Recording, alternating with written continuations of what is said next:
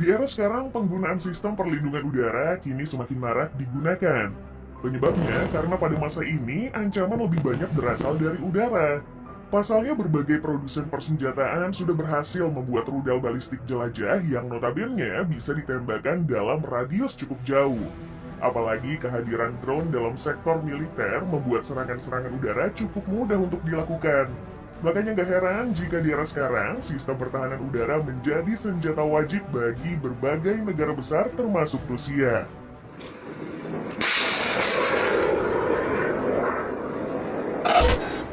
Untuk Rusia sendiri, negara yang dijuluki negeri beruang merah itu dijaga oleh sistem pertahanan udara bernama Pansir S-1. Pansir S-1 merupakan salah satu sistem pertahanan udara yang cukup dicari oleh beberapa negara luar. Itu karena kemampuan dan teknologi yang disematkan ke dalam Pansir S-1 akan memberikan perlindungan yang lebih baik dibandingkan sistem pertahanan udara di kelasnya. Tentunya hal ini memberikan daya tarik bagi pasar senjata internasional di era sekarang.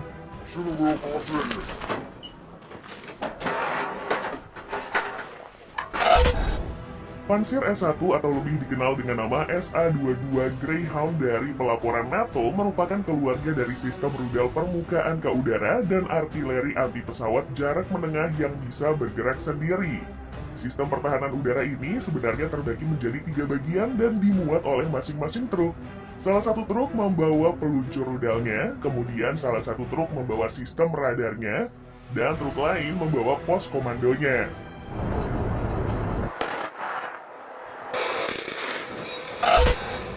Tercatat, truk yang digunakan itu bernama TLAR KAMAZ 6560 8x8. Tapi pertanyaannya, kenapa sih harus menggunakan truk? Jawabannya cukup mudah, karena dengan truk ini mobilisasi sistem pertahanan udara akan lebih mudah. Apalagi truk ini bisa membawa beban seberat 200 kg. Tidak hanya itu, dengan kapasitas muatan yang berat, truk tersebut dibekali mesin bertenaga 400 horsepower yang membuatnya bisa melaju di kecepatan maksimum 90 km per jam. Bahkan berkat kapasitas bahan bakarnya sebanyak 700 liter, membuat Pansir S-1 bisa dibawa hingga di radius 1200 km. Maka dari itu, pemasangan Pansir S-1 ke atas truk menjadi opsi yang tepat bagi Rusia untuk meningkatkan kemampuan dari sistem pertahanan udara ini. Tapi pertanyaan besarnya, gimana sih memang kemampuannya?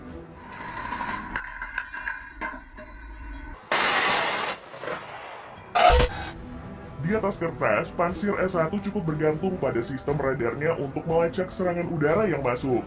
Sistem radarnya itu dikabarkan menggunakan Passive Electronically Scan Array yang memiliki cakupan hingga 360 derajat. Dengan cakupannya itu, sistem radar yang dipakai akan mendeteksi berbagai serangan hingga di jarak 32 hingga 45 km dari Pansir S-1.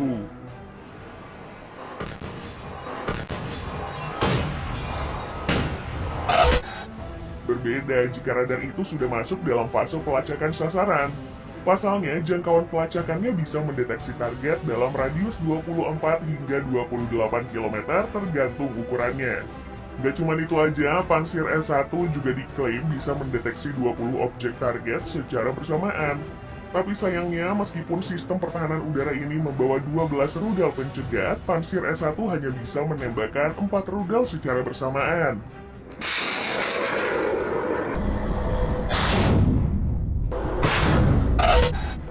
Selain itu, jika dibandingkan dengan sistem pertahanan udara milik Israel bernama Iron Dome yang cukup terkenal, maka Pansir S-1 masih tergolong lemah. Pasalnya, Israel mengklaim jika Iron Dome kebanggaannya itu bisa menjaga wilayah udara seluas 150 km persegi.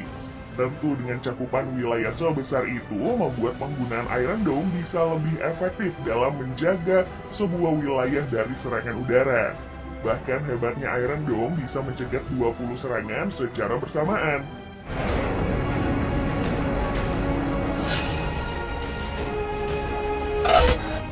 Tapi jika mencari sistem pertahanan udara yang sepadan dengan Pansir S-1, maka M142 High Mobility Artillery Rocket System, atau yang lebih dikenal dengan nama HIMARS, mungkin bisa menjadi jawabannya.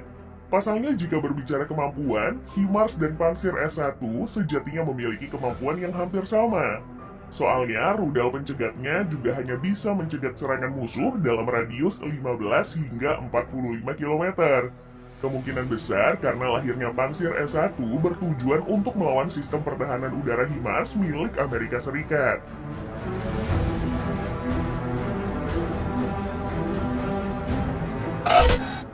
Meskipun begitu, rudal pencegat dari Pansir S1 ini cukup bisa diandalkan dalam menangkal serangan udara dari musuh.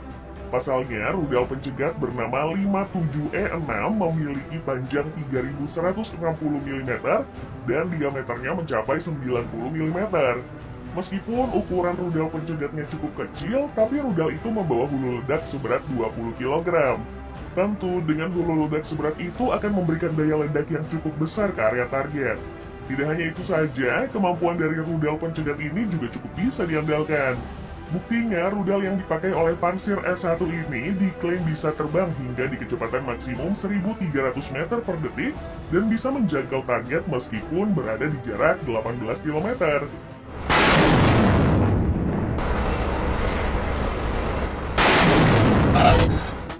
Tapi, jika dibandingkan dengan Iron Dome, Rusia sepertinya harus membuat sistem pertahanan udara yang lebih baik lagi. Pasalnya, rudal pencegatnya diklaim bisa menyasar target meskipun masih berada dalam radius 70 km. Jangkauan itu bahkan berkali-kali lipat dibandingkan dengan rudal pencegat yang dipakai oleh Pansir S1. Apalagi nih, kecepatan maksimum rudal pencegatnya dikabarkan bisa melaju hingga 754 meter per detik.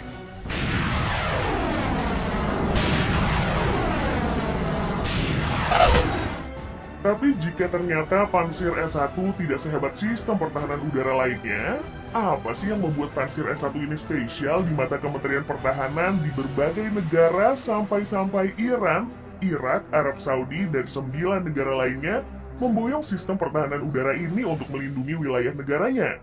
Kemungkinan dari fitur yang disematkan ke dalam Pansir S1 ini nih.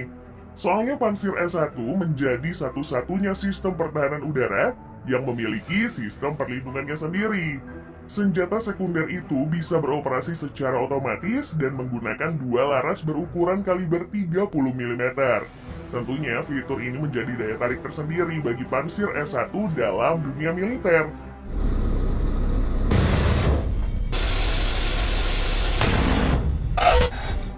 Harus diakui, pembuatan Pansir S1 dengan kemampuan cukup gemilang sejatinya diprakarsai oleh perusahaan militer asal Rusia bernama Ulyanovsk Mechanical Plant yang sekarang menjadi bagian dari induk Almaz Antey.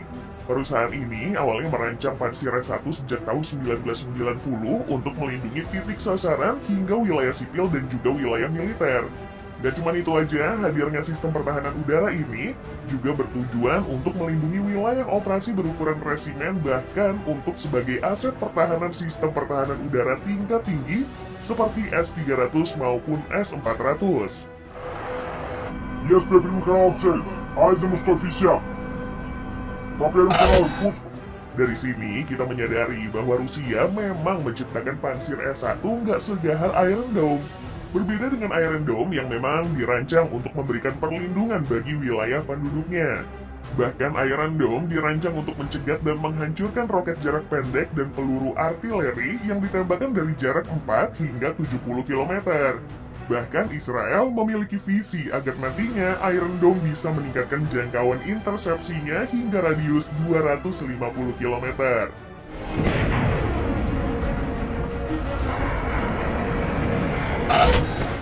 Setelah berbagai masalah dan riset yang dilewati, akhirnya Rusia berhasil menciptakan dan mulai menggunakan Pansir S1 di tahun 2012. Bahkan saking suksesnya sistem pertahanan udara ini, Rusia masih terus memproduksi Pansir S1 terhitung sejak tahun 2008. Dan kini Rusia sudah memproduksi Pansir S1 sebanyak 200 unit lebih. Itu karena sistem pertahanan udara ini juga dijual untuk dipakai di berbagai negara luar. Nah, untuk harganya sendiri, Rusia mematok harga Pansir S1 sebesar 13,1 hingga 14,6 juta US dollar per setnya.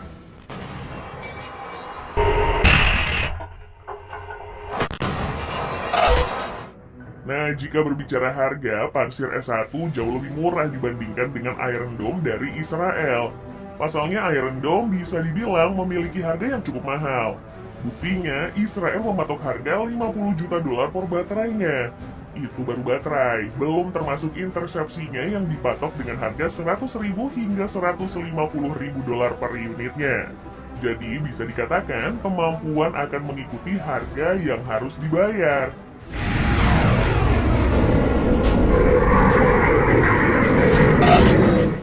Perusahaan pembuat pansir S1 juga cukup membanggakan berbagai kemampuan yang dimiliki oleh pansir S1. Mulai dari kemampuan untuk misi anti-amunisi, bisa mencapai target di permukaan air maupun di atas air, hingga bisa beroperasi dalam mode otomatis penuh. Bahkan dalam masa tembakannya, rudal pencegat dari sistem pertahanan udara tersebut hanya membutuhkan waktu 4 hingga 6 detik hingga akhirnya meluncur dari pansir.